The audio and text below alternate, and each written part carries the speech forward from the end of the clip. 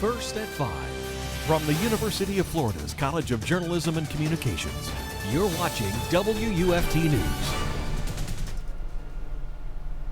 Welcome to WUFT News First at 5. I'm Landry Baliton. And I'm Kassidy Ebrahimi. Thanks for joining us.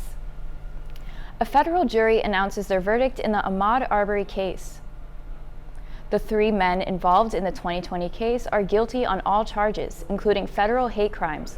The jury convicted Travis McMichael, Gregory McMichael, and William Bryan of racially motivated murder. Arbory's parents left the courthouse relieved the draining process reached a guilty verdict. Here in North Central Florida, people have been following the Brunswick case closely. They should be guilty because the guy shot the guy on, he shot him broad daylight. He was jogging. And yeah, I feel like it was a decent verdict. The trial on state charges ended with McMichaels getting life without parole and their neighbor getting life. These federal convictions could add on another life sentence. State lawmakers are moving ahead with bills designed to expand broadband internet service to more Floridians.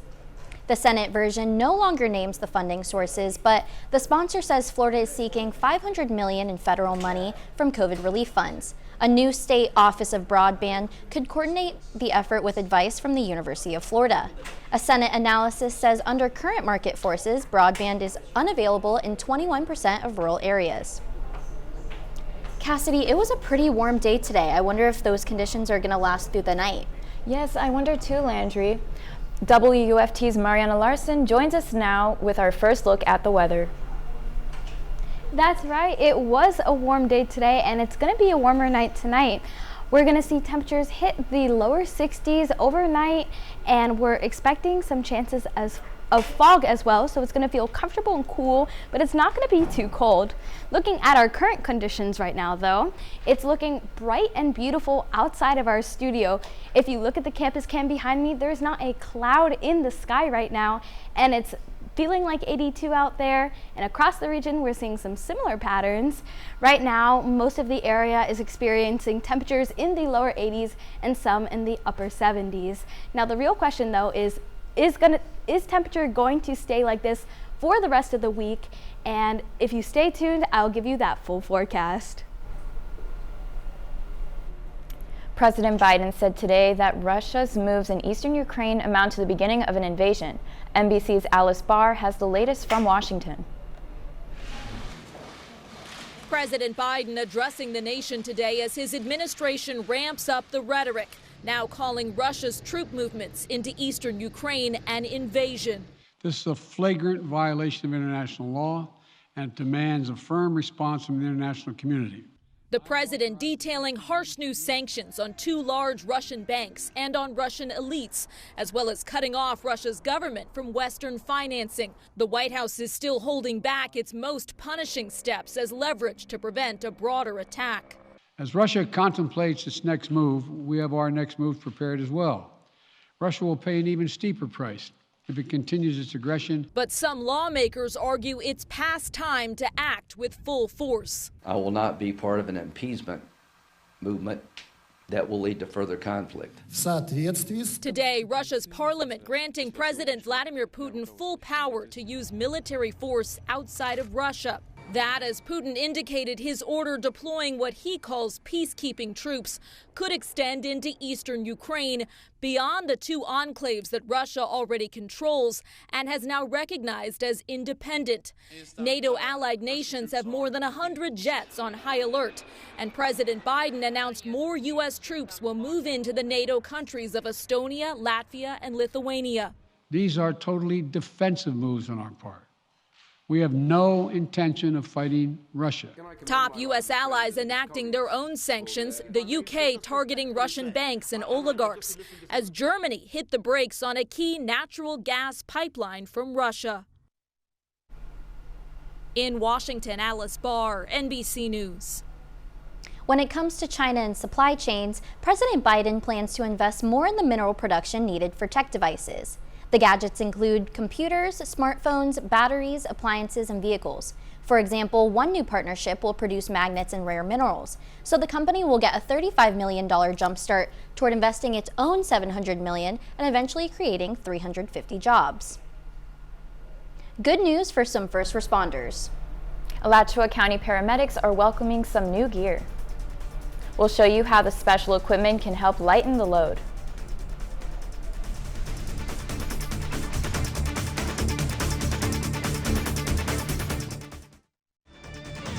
You're watching WUFT-TV News.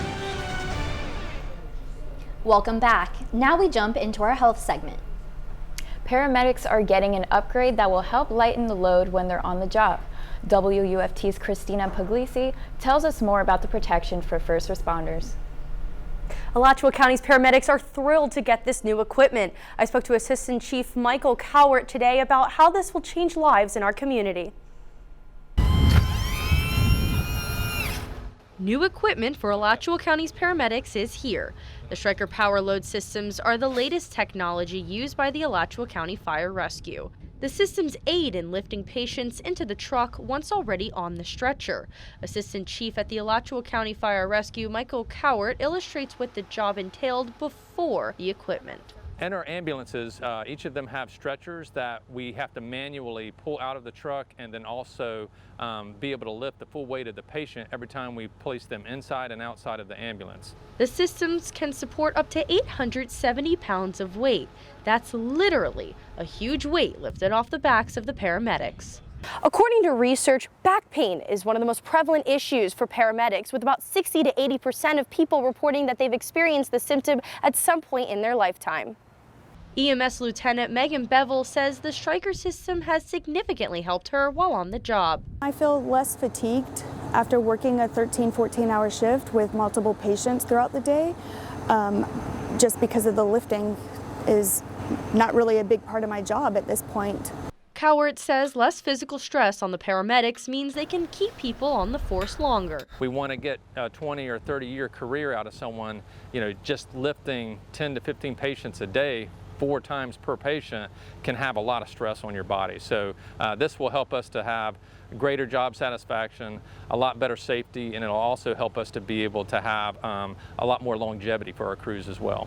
And in an industry with around a 20 to 30% turnover rate, it's important to keep on everyone they can. Cowart also told me that the Stryker system is better for patients as well as the paramedics because they're less likely to be dropped, which is good for everybody. Back to the desk. A new study discovers a relationship between vaping and gum disease. Researchers from the NYU College of Dentistry studied over 80 oral samples of electronic and traditional smokers and non-smokers. Results showed oral bacteria was significantly worse in e-smokers than the other two groups. E-cigarette users were also more prone to host the kind of bacteria which causes gum disease. Women struggling to get pregnant have considered infertility treatments as a solution, but this option may introduce other problems. Researchers analyzed millions of deliveries, including 106,000 births after the use of a reproductive medicine. Results show women who used infertility treatments were twice as likely to suffer kidney damage. The women are also at a 65% high risk of developing irregular heartbeat. Experts say infertility treatments may also cause pregnancy complications. A former Ohio doctor is going on trial for giving deadly doses of painkillers to patients near death. The defense calls it comfort care. Prosecutors call it murder. He was my best friend. I'm sorry. Chris Allison lost the love of her life in 2018. She and her husband Troy were at home on a summer Saturday night when he started having difficulty breathing. Had this happened before, or No. was this the first time that something like this? First time. Troy, who suffered from diabetes, said to call for an ambulance. They checked his vitals, and he said his sugar was a little high, and he said, I think I'm going to take him over just for a precaution. And I was like, are you okay with that? And he said, yeah. It would be the couple's final conversation. Troy was transported a few miles away to Mount Carmel West Hospital in Columbus, Ohio. According to medical records from the plaintiff's attorneys, Troy suffered at least 2 heart attacks in the ER. The chaplain sat with Chris. Troy was taken to the ICU, where the night shift doctor was William Husel. He says to me, I'm 99.9% sure there is no brain activity, that he is brain dead. His organs are shutting down. I'd like to give him something to make him comfortable. A short time later, the 44-year-old husband and stepfather was dead. It just wasn't adding up. Months after his death, Chris says she got a call from the hospital saying he had been given an overdose. Troy received 1,000 micrograms of fentanyl from Dr. Husel. They said they're going to give him something to make him comfortable, then fine, give him some. He didn't say, I'm going to give him 1,000 micrograms of fentanyl and he'll be dead before you enter the room. That would have been a different conversation. Mount Carmel told CNN in a statement, what happened was tragic, and we've made a number of changes designed to prevent this from ever happening again in our health system. An investigation was initiated by Mount Carmel and found the doctor allegedly administered deadly doses of painkillers to at least 25 patients. In 2018, he was fired, and the following year, his medical license suspended by the state of Ohio. It is our sincere hope the families of these victims will find solace by the state of Ohio holding Dr. Husel accountable for his devious conduct. Prosecutors charge Husel with 25 counts of first-degree murder. 11 of those have since been dismissed. Husel has pleaded not guilty. William was a compassionate doctor, and that's why he's standing trial for murder, because of his compassion, not because of some criminal act that he allegedly committed. His attorney says each of Husel's 14 patients was near the end of life, and the doctor was preventing needless suffering known as comfort care. This is the very first time comfort care is on trial. And I don't want a prosecutor telling my doctor or me that my loved one has to die in pain. It's wrong. It's absolutely wrong. It's not their business. Before the jurors entered the courtroom today, Baez acknowledged turning down a deal to reduce the charges from murder to negligent homicide. He said it sounded reasonable, but his client insists he's innocent. Kassidy, we had a lot of sunshine today, but will it last? After the break, forecaster Mariana Larsen will tell us what the rest of the week will look like.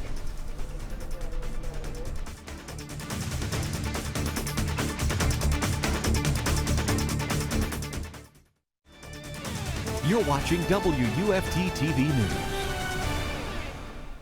It is feeling nice and warm across Alachua County on this wonderful Tuesday.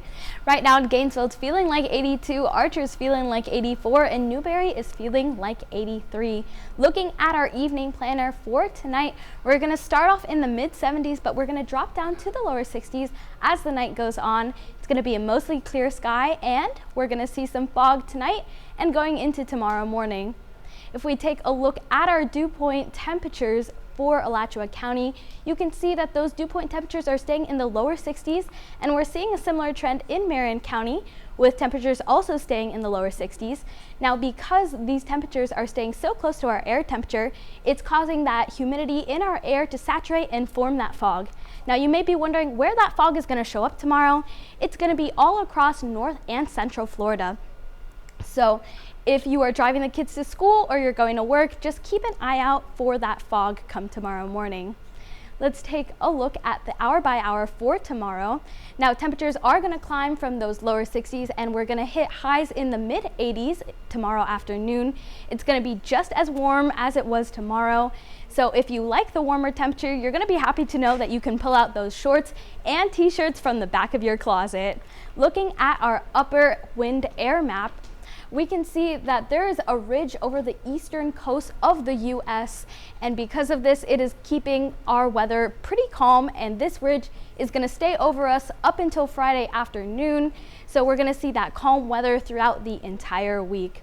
Now let's take a look at our 6-day outlook. As I mentioned, we're going to see some pretty calm temperature. It's going to stay in the mid 80s throughout most of the week and into the weekend. So I would suggest taking advantage of this warm temperature. Maybe go to the park, go out to maybe pick some strawberries. It's strawberry season, but definitely take advantage. Back to the news desk. There looks like a lot of sports action for the Florida Gators tonight. After beating one of the best teams in the country over the weekend, the Gators men's basketball team is back in action. They'll look to pick up another win against the top 25 team tonight. We'll wrap up all your Gator sports after the break.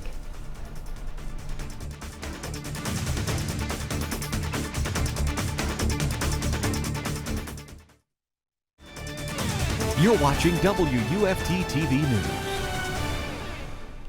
Welcome to sports. I'm Jason Bennett. The Florida men's basketball team hosts 18th-ranked Arkansas Razorbacks tonight. The Gators look to defend their home court at 15 straight wins against the Razorbacks. Tyree Appleby played Superman in Saturday's win against number 2 Auburn, which was the Gators' highest-ranked home win in program history. Appleby scored 20 of his 26 points in the second half, hitting 4 of 6 three-pointers after the break. Coach Mike White says it won't be easy to score against Arkansas. Yeah, I think they're 4th overall, Chris. If I'm not mistaken, they're 1st in league play, just in league games, defending as well as anyone in our league. Arguably the best defense in our league, in the best defensive conference in the country. What do they do? I think they're committed. We use that word with us here lately. I think they're consistently committed. They're connected. Arkansas enters tonight's game with wins of 11 in the last 12 outings. The only loss by 1 point by Alabama. The game begins at 7 in the O'Connor Center and is on ESPN2. The 4th-ranked Florida softball team is keeping up a busy early schedule. The Gators are perfect so far and 10-0 tonight. UF will be on the road and Jacks play North Florida, and they will turn around and host the Ospreys on Wednesday. The Gators swept their T-Mobile tournament this past weekend. The wins against Duke, Louisville, Villanova, and Florida A&M. The team had 10 extra base hits, 30 runs, 16 walks, and 18 stolen bases, while the 4 opponents had a total of just 9 hits and 4 runs. The Gators play today through Sunday with only Thursday off. They are Stetson tonight before hosting North Florida on Wednesday. Florida's coming off a tough opening weekend where they lost 2 of their 3 games to Liberty. The Gators struck out 31 times. Yeah, but I mean, when you look at it with the older guys, and I'm not going to mention names obviously, but they're older guys, and we struck out a tremendous amount of times this weekend, and we had not done that in the preseason. So, 2 strikes, we've been really good in the preseason. I don't know exactly what happened this weekend. Maybe the game sped up on them a little bit. I mean, it's part of it, but I do think we're going to be a really good offensive team.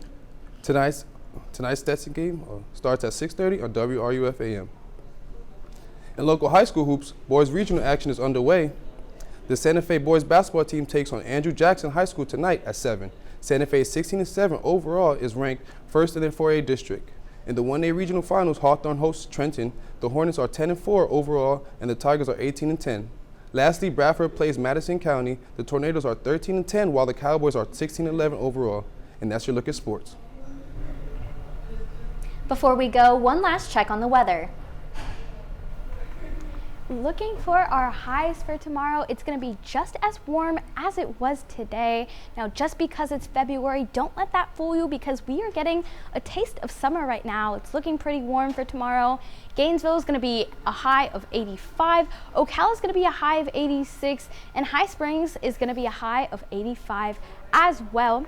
Taking a look at our 6-day forecast, we are seeing temperatures stay like this throughout the rest of the week.